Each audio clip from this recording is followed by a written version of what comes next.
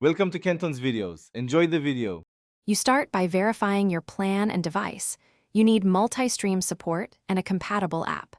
Once done, sign into YouTube TV on the primary device, then open settings to enable multiple streams where available. Make sure your account is on the latest app build, because app updates unlock Multiview features and permissions.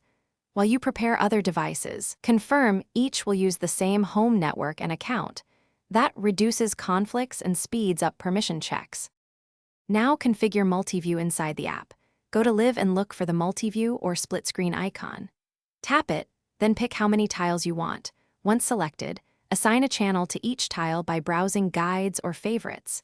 You can change the audio focus to one tile so you hear a single program while watching several. If you want to swap tiles or enlarge one, use on-screen controls.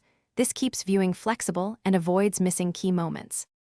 Finish by saving your layout and testing playback for a few minutes. Make sure audio is on the right tile and sync is acceptable. If you see buffering, try reducing the number of tiles or the resolution for one stream, because bandwidth is the usual limiter. If Multiview refuses to start, reboot the app, clear cache, or sign out and back in to refresh permissions. As a last step, restart your router. That often clears network stalls and restores smooth Multiview functionality. Thanks for watching. Consider subscribing if we helped you.